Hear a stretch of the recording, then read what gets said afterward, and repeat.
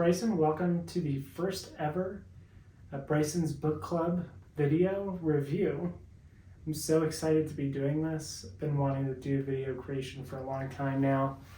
If you don't know me, I'm just a person. I'm interested in reading. I have an English degree, so I kind of studied reading, I guess you could say. I've tried to do a little bit of writing in my life, and I've been interested in making video content for some time, so this is my lo-fi attempt at starting this. So I just purchased a cheap $30 ring light tripod for my phone from Target today, and I have my cheat sheets on my laptop that you can kind of see here, and we're going to just kind of dive right into this series and see how it goes. So what I want to start this series with is just getting caught up with my main series of reviews. So I'm just reviewing books that I've read so far this year. So right now I am talking about book number 12 for me, which is Dune by Frank Herbert. I have this special Penguin Galaxy edition, which is really nice, with an introduction by Neil Gaiman that I did not read. I don't really read introductions. I don't know. Do people read introductions? Let me know. So basically, I'm starting at number 12 because it's July 25th right now. So all of the books that I've read from earlier this year, I don't really remember enough to make a video review on. And also the idea kind of just struck me now. So I figured, what better of a book and a series to start on than Dune? It's monstrous. It's huge. I'll have plenty of time to really dive deep into it and explore it for my first ever attempt at this. I have a wonderful pet bunny. His name's Walter. You'll see him on all of the thumbnails and all of the photos on my Instagram page for the reviews, because he's cuter than me, and who doesn't want some bunny content? So he's our mascot. Sometimes you'll see him. He'll bless us with his presence. You may not really be able to see below my feet right now, especially with this blanket in July weather, but you know, gotta stay comfy here. And he'll be around. I'm staring at him right now. Anyways, so this first series of videos, it's going to be kind of hefty, with this one really being the crux of what we cover. So we're talking about Dune. And if you're not familiar, this is the 1965 sci-fi epic by Frank Herbert. So this was a book club pick for me. I'm in a real life book club with a couple of my friends. And I had just seen the movie that came out now in 2021. So I hadn't heard anything about this series at all before I saw that movie. I just kind of went into that blind. I thought it was a great experience. If you haven't seen the movie and you've read the book, check it out. If you haven't seen the movie or read the book and never heard of what Dune is, and somehow this is your first time interacting with Dune content, then wow, that's crazy, but check it out. Yeah, the movie's great, and part 2 is coming out on my birthday this year, so I thought this would be a great way to kind of prep and get ready for that second viewing. It's delightful, great special effects. Denis Villeneuve is a fantastic director and really did the series justice. If you want a good laugh after reading this book, then watch the David Lynch 1984 or 5 adaptation of Dune. It's like a fever dream. It's crazy. Not totally Lynch's fault, but you know, that's how it goes. Anyways, let's hop right into this. So I'm going to just try to cover this first book. Spoiler warnings. I will probably talk about details of the plot. I will definitely be doing some expository information. I can't cover everything. There's tons of YouTube and Instagram and every social media, TikTok, whatever you want, content covering Dune. So I highly recommend you just go to your favorite search bar, whatever you're watching stuff on, and just see what comes out. But we're just going to kind of start on some of the basic things that you should know for an introduction, and then we can get a little bit more into the finer details.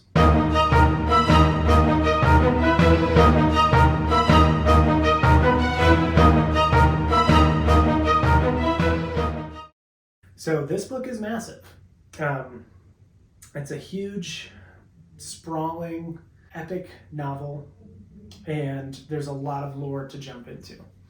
So let's just start with the beginning. Dune is the name of the main planet that this takes place on, also known as Arrakis. It's a desert planet, so hence the name Dune. There's sand dunes. And it also takes place about 10,000 years from present day. There has been what is called a Butlerian jihad far in the past, whereby humanity extinguished AI and completely outlawed making any kind of AI in the likeness of a human mind. So there are no fancy robots. You're not going to get R2-D2 and C-3PO in these books. It's all human-centric. It's very political. It's very reminiscent of a Shakespearean kind of drama. And there's a lot of jockeying back and forth for control over the universe. So what does play into the universe? So there's a lot of main players. So there's an emperor, Shaddam IV. He is from House Carino. Think of it as a political dynasty, royalty. So the Carino family has been ruling the universe for countless generations. So he controls a lot of things. He has the say that an emperor would have.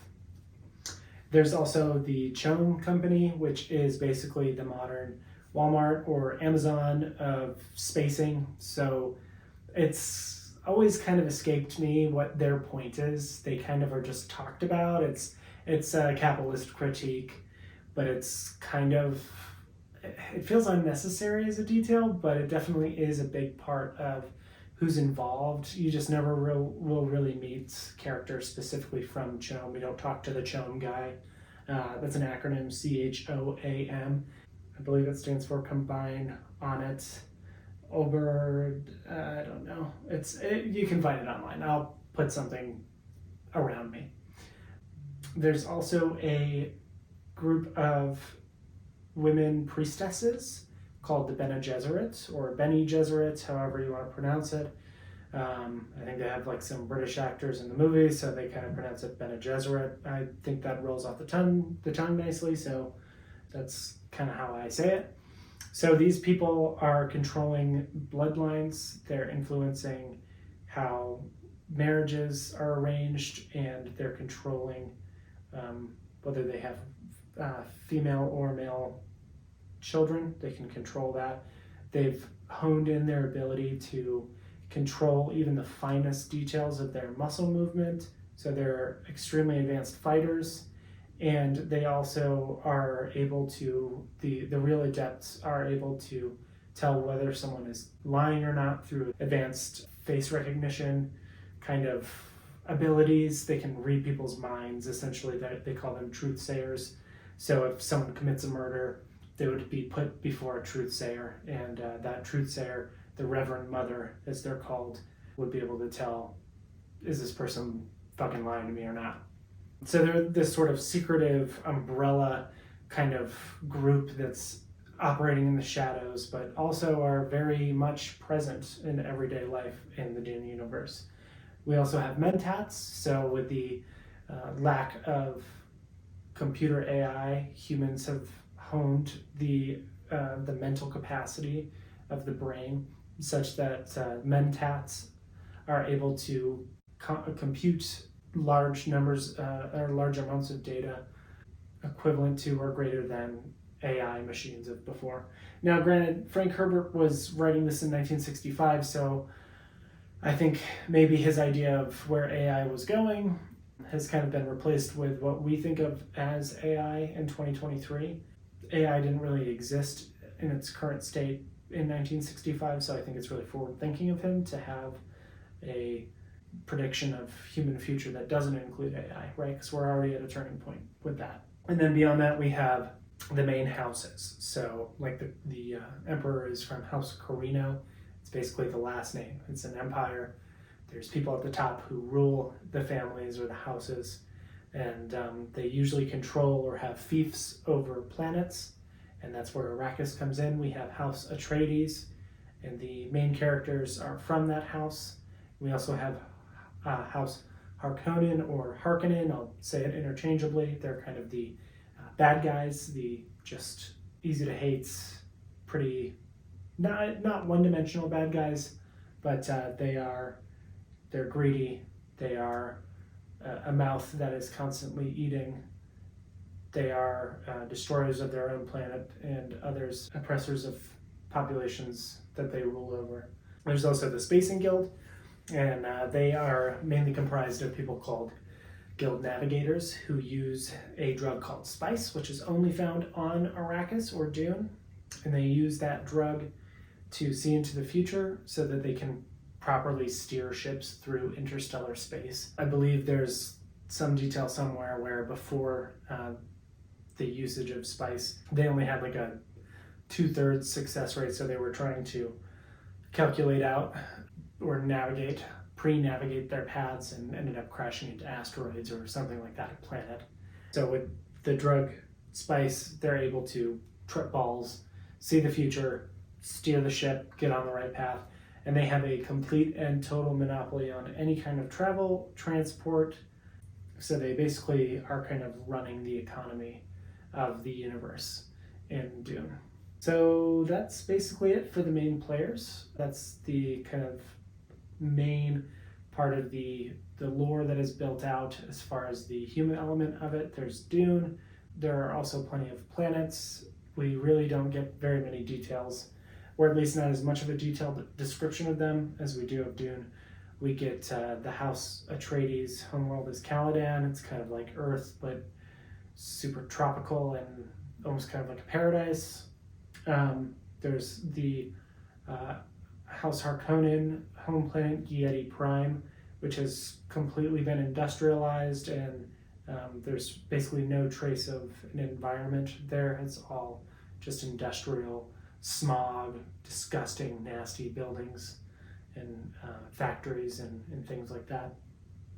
And then there's also a couple other planets that don't really have much of a significance to the plot, at least in this book. Obviously, the lore is running deep. So this is one of those books which comes with not only a glossary, but it also has an appendix. So there are 4 or 5 appendices, and I'll be scrolling through those now as I'm talking. We'll be taking a look at those. So there's some expository information that you can look at before you get into the book if you so choose. I don't know if this was originally published with that information. All I know is that this copy that I have, this Penguin copy, came with it. So maybe not everybody has one. There is like a super expensive like Dune dictionary or something like that that was compiled by Frank Herbert and some other people well after the success of Dune. This is the most successful and best-selling sci-fi novel of all time, by the way, which is crazy to me that I'd never heard of it, because it's you would think that it would feel more mainstream. Maybe I just have had my head in the sand for so long.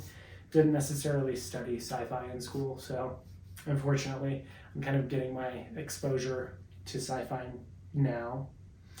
But yeah, there's a ton of lore. I've covered really the basics, and it's been how long already that we've been chatting about this. So like I said a little bit earlier, it's one of those books that has a ton of content online dedicated to it. And with the release of the first movie and now the second movie, and maybe even a third movie after the second, which covers the second Dune book, there's a ton of great online content creators who cover Dune really well and in great detail, make videos for 10 to 15, 20, 30-minute videos on each individual topic that I've talked about, and you can really dive deep into the lore. I recommend a couple channels on YouTube, Alt-Shift-X, Quinn's Ideas, and Nerd Cookies. Those people all make great content. I'm one of those people who can kind of really get sucked into the black hole that is a new fantasy or science fiction world.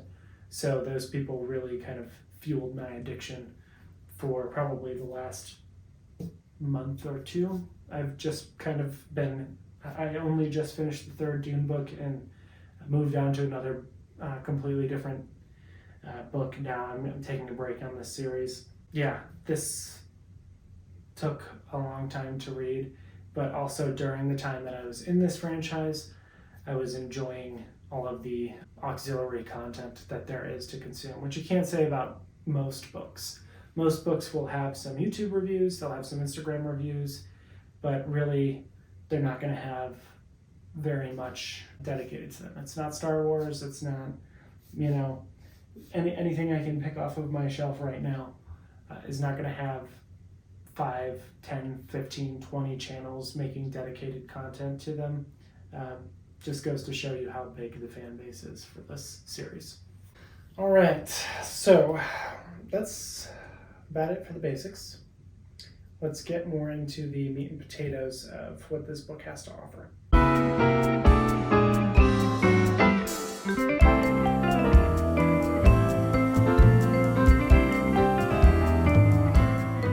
So plot-wise, we start on Caladan. We start with Paul, who is the son of the Duke of House Atreides. So Paul becomes our, for all intents and purposes, hero, our main character. He is the male version of the Bene Gesserit, the Kwisatz Haderach. His mother, Lady Jessica, who's a member of the Bene Gesserit, created him basically against the wishes of the Bene Gesserit. She was supposed to have a daughter, and that daughter was supposed to be bred with a Harkonnen child who ends up being a rival to Paul, and then they were going to create the Kwisatz Haderach, or have a pretty good shot at it. So basically the male version of the Bene Gesserit, they say, would be able to access all the memories of females and males and would kind of shorten the way. He's supposed to just kind of be a prophet. He's supposed to become this kind of future of humanity. It's elaborated more on in the novel, but suffice it to say, Paul has a lot of responsibility on his shoulders. He is tested by a reverend mother with a poison needle to make sure that he's not an animal, that he has human instincts. He's tested with his hand in a box with extreme pain, and he's able to withstand that pain and not be killed by the test. The Emperor, understanding that he is very weak politically, changes the fiefdom or control over Arrakis and gives it over from House Harkonnen to House Atreides. So basically from the bad guys to the good guys. The Harkonnens have been ruling over Arrakis for the last 80 plus years through selling the spice and controlling the spice production on the planet. They've grown incredibly rich. So now they're obviously not going to want to just give that up out of thin air. So it's up to the Duke and his whole military apparatus to come in, secure the planet, and start taking over spice production. Of course, there is a lot of sabotage, there's a lot of backstabbing, there's a lot of deceit and spying and spy games and things like that. And of course the Emperor wants this because these houses have had a long political rivalry. So in weakening both houses, he's strengthening his own position in the universe, or so he thinks. So he allows this to happen. The Atreides take over the planet. They are basically attacked in the dark. There's no satellites or any kind of observation technology viewing Arrakis from any of the other great houses. The houses also convene in what's called the Landsraad, so it's kind of like a council of all of the other houses, with minor houses who have no real part in this book either. But basically that big council, the Landsraad, has no idea this is happening. It's all happening kind of hush-hush. The Duke of Atreides, Leto, is killed, and Paul is kind of unofficially made the Duke of Arrakis, even though the Harkonnens have basically seized back control. Paul flees the conflict with his mother, Lady Jessica, into the desert, and they join the native people who are called the Fremen. They live in the desert. They have what are called sieges, underground complexes with tens of thousands of people. In total, there are millions of them living on the planet. The Harkonnens only think that there are a few thousand of them and that they are easily eradicated, but they don't really bother to because they are ferocious fighters. So Paul convinces the Fremen that he is the chosen one. He trips out, does a lot of drugs in the desert, and can start seeing the future. And he decides that he's going to basically challenge the Emperor and take over the throne. And so this book ends with his mother giving birth to another child, his sister, who ends up being what is called preborn.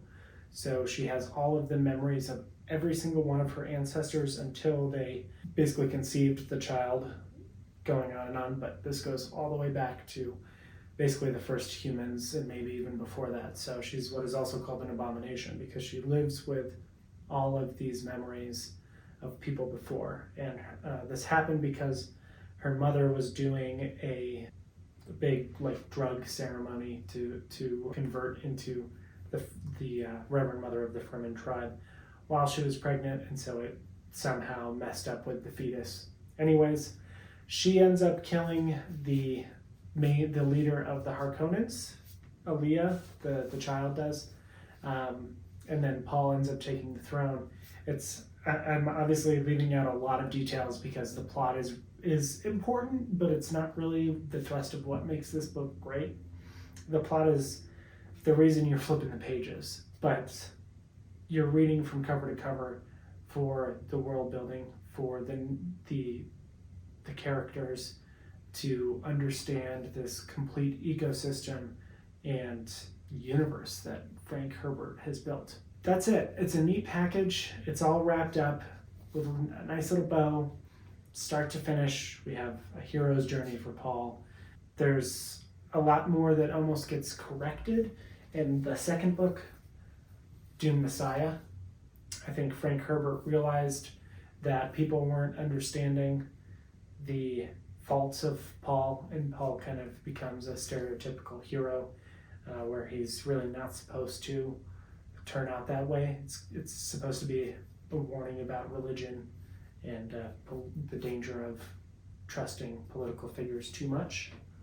But of course, hero's gonna hero, reader's gonna read. It's a pretty cut and dry. Harkonnen's bad, Atreides good.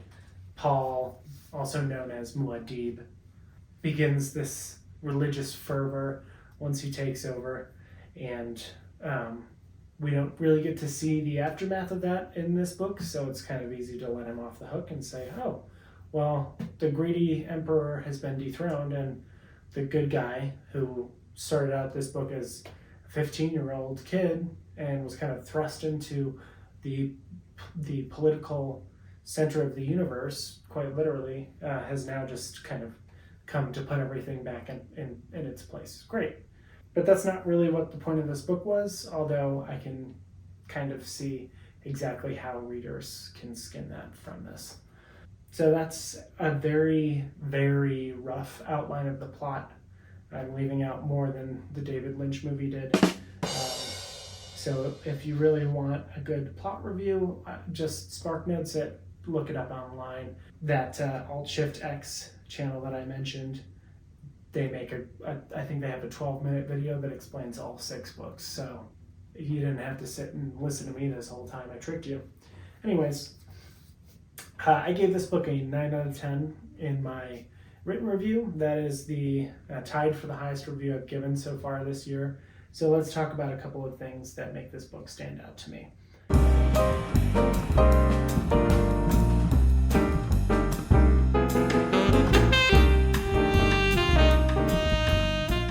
Getting into what's great about this book.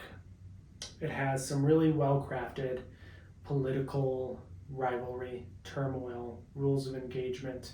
There's something called Canly in this universe, so it's a specific set of rules whereby people have to have their disputes. You can't just nuke people. Nukes are also can you see how big this universe is that I'm like completely forgetting very big details? Atomic bombs and weapons are completely banned from any form of warfare. So you can't just nuke a planet and call it a day. You got to kind of you've got to coalesce a group of political allies together to make your dreams come true and kill the baddies, take over the resources. It all happens in the dark. And it feels very Shakespearean. It feels very Machiavellian. It's complicated. So, as we've talked about here, there's so many concepts. There's so many creatures. And, oh God, there's sandworms in this thing. There's huge, giant sandworms. This is, I swear to God, the only reveal you'll ever watch. If you've watched this far, God bless you. I don't know how you've done it. There are big, giant sandworms that live in the desert. And spoiler alert, they also are the reason that the spice exists. You don't really find that out in this book. It's kind of hinted at. It's definitely confirmed in the other books. But like I said, I'll mostly try to stick to this one. Anyways, there's a ton of creatures. The planet has an ecosystem of its own for you to kind of explore and learn. There's a map. You have a ton of magical kind of powers, and there's shields, and there's only really sword fighting because the shields stop projectiles. There's so many things. There's so many balls up in the air, and I feel like when other authors try to do this, all of the balls fall flat to the ground. You start juggling too many, and it gets way too complicated. It gets way out of hand way too quickly. But for some reason, this was a complete living, breathing universe. Not even just a world. He made a whole universe. And of course, we're not going to every single planet, but this is humanity on a broad scale. We are looking at a potential future of our species. And for that alone, I think this is a really impressive achievement, because it feels like a believable, not so corny, just kind of cliche view of, well, we'll have fighting robots and we'll all nuke each other. Like, he tried to make a thoughtful attempt at what the future might look like for us. And from the vantage point of 1965, I think he did a great job. And on that note, there's a lot of philosophical writing in this book. And I haven't really touched on that. That can be good or bad for you. It's not a philosophy textbook. So obviously, if you're not, looking for that, you're looking for a nice piece of fiction. I can see how it's kind of bad. And for a lot of the time, I had some sentences or paragraphs where I just kind of had to read it and reread it. And your eyes start crossing and you're like, what the fuck are you talking about? But realistically, it's a pretty straightforward book. He just really focuses on philosophical points. His characters can sometimes seem like they're soliloquizing, they're having a monologue moment, Yeah, again, we'll touch on that more in the quote section. You'll definitely see the philosophy kind of part of this. So there's also more elements of fantasy. I think having that glossary really reminds me of a lot of modern fantasy books that I've read. I don't really know of any other science fiction with glossaries. I'm sure that they exist. It's not necessarily a definition of a fantasy book. That's just how my brain works. But yeah, we have the magical powers of human beings, and it doesn't feel like a lazy just AI runs the world. We have mech suits and everything like that. It's more focused on believable, fun, fantastical elements than it is specifically science fiction. So I thought that was really cool. And again, like we talked about with the book, it's self-contained plot, so you're free to read the rest, but officer, am I free to go? Herbert says yes after the first book. There's no need whatsoever to read the rest of this series. It's completely up to you. I would say the second book is kind of attached to this. It could have been like a part 1, part 2. This is broken up into like 3 parts, but I don't really think it needed to be.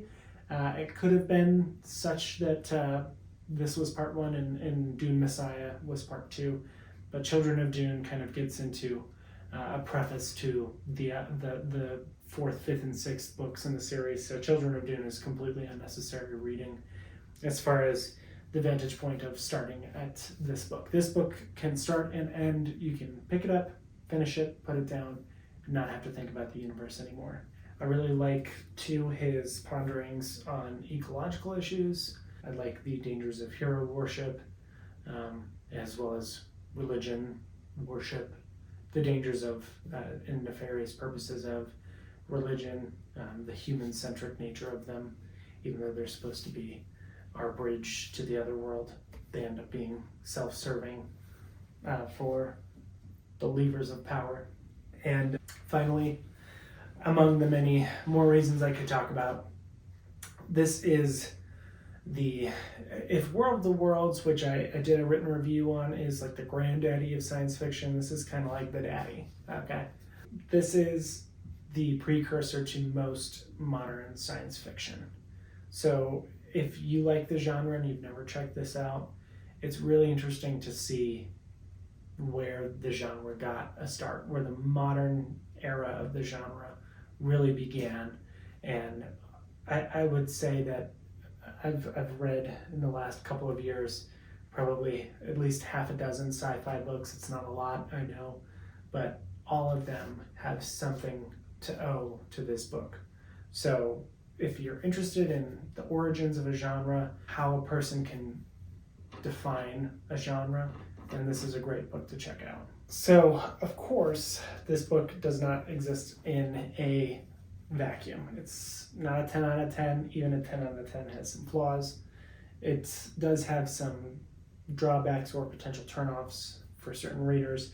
I like to include those as well in all of my positive and negative reviews, because I think that it's good for readers to know, what am I looking for? Is this going to be something that I'm interested in, or is it something that's going to turn me away? Well, let's start with the social issues here. It's not outright racist, but he does use some straight up Islamic words. So he uses jihad, he uses hajj, and then a lot of the place names and people names and descriptions of people, they evoke Islamic and Middle Eastern culture. And I think it's done in a way that was supposed to be respectful, but it comes off as old white man knows everything, and at times it can feel dated.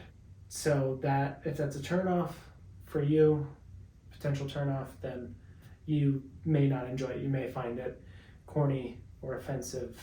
I don't think that it bridges into offensive territory. I think it's more like the corny camp, but that's for individual people to decide. I'm not the end-all be-all on that. If you're not someone who likes to read a long book, we saw how big this guy is. I'm going to show you again. It's big, okay? My edition has 623 pages of this size. Google has it at 896 for the mass market paperback. But let's go on to something that's more standard. Word count, she's about 200,000 words. So that's Moby Dick level. So if you don't have the time or energy to read something that is going to be about as long as Moby Dick, it might not be for you. You know, you might want to just kind of give it a break. If you're looking for shorter things, or you're just not someone who likes to read long books, it may not be in the cards now or ever. I'm trying to read more long books this year. I'm thinking about reading East of Eden here by John Steinbeck. I might get into Infinite Jest. That's way down the line, though. I don't know if I'll get to that. But just in general, anything over 400 pages, I'm trying to give a fair shake. I've done my mix of shorter, medium, and long books, but this was one I was really happy to get under my belt, because last year I had a goal of reading 50 books. So I had to really kind of go at whatever I could consume the quickest. And that didn't always mean that it was going to be, 200-page books, but a lot of the times it did. So I personally like long books when I have the time and energy and I'm interested in them, but I know it's not for everybody. And then dialogue, like I covered a little bit earlier, it can be a bit too expository. It can be a bit, am I watching a play or am I reading a book? Sometimes it's a little bit wooden, but honestly, I don't think it's a huge issue. And some of the reviews that I've read online, it's definitely worse for some people than it is for others. I thought it was mostly fine. You kind of get used to the writer's style. So as far as writer's style goes, let's get into our last main section here, which is quotes time.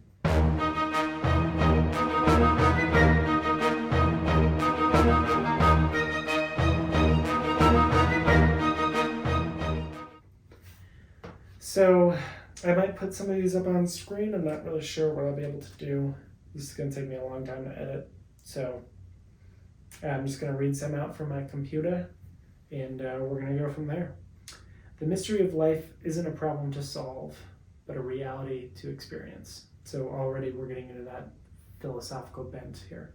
This next one we have is by far the most well-known, famous thing associated with this series, this franchise in general. And that's the Litany of Fear, which, funnily enough, comes in the first 30 pages or less, I believe. And here it goes like this. I must not fear. Fear is the mind killer. Fear is the little death that brings total obliteration. I will face my fear. I will permit it to pass over me and through me. And when it has gone past, I will turn the inner eye to see its path. Where the fear has gone, there will be nothing. Only I will remain. I feel like I'm in church, like I'm saying it's a catechism, right? So that's great. I mean, it's a nice little, I like that one, Only thing we have to fear is fear itself. Same kind of idea. We have another one here. The mind commands the body and it obeys. The mind orders itself and meets resistance. Love it. It's great. What do you despise? By this you are truly known. And then lastly, there is no escape. We pay for the violence of our ancestors. So all of these that I picked were pretty philosophical, pretty, you could say they're kind of corny, but I like them. They don't really stick out when you're reading the book. I think he peppers them in nicely. So if those quotes tickle your fancy, if they seem like something that you would enjoy reading on a larger scale, if you like the ideas contained in those quotes, then again, this might be for you. And if not, hey, there's the door. Thanks for watching this far. Let's get into some closing thoughts. This book is a 9 out of 10 for me, okay? I think that with most of the sci-fi I've read in the last couple of years, I've felt burned. I read Revelation Space. I read, I guess, I don't know if it really counts, but Hitchhiker's Guide to the Galaxy is technically, it's it doesn't really count. I have a lot more that I want to get into.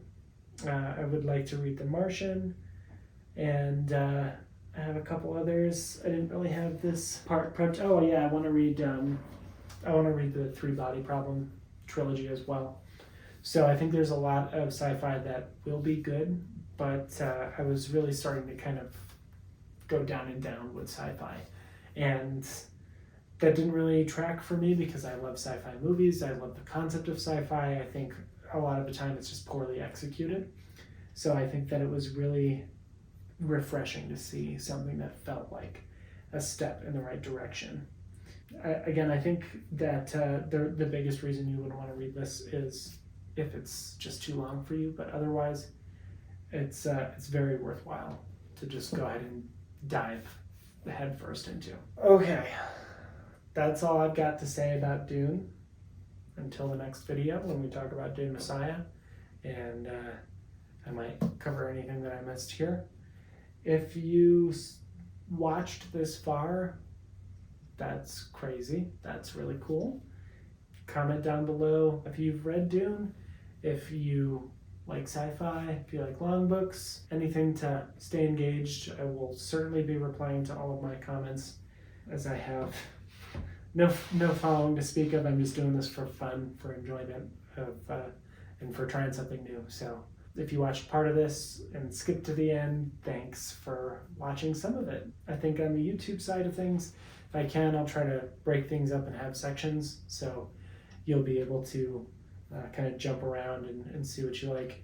If you're watching this on Instagram, I hope that I was able to fit all of this into one video that fits on Instagram. I think I have a 60-minute limit, so I'm pretty sure I can do that, but you never know. Maybe I couldn't, and maybe this is just a YouTube thing. We'll see. Anyways, thank you so much for joining me for the first video review of Bryson's Book Club. I hope to see you for many more. Stay warm, stay cool, stay dry, but most importantly, stay reading. Thank you. Peace.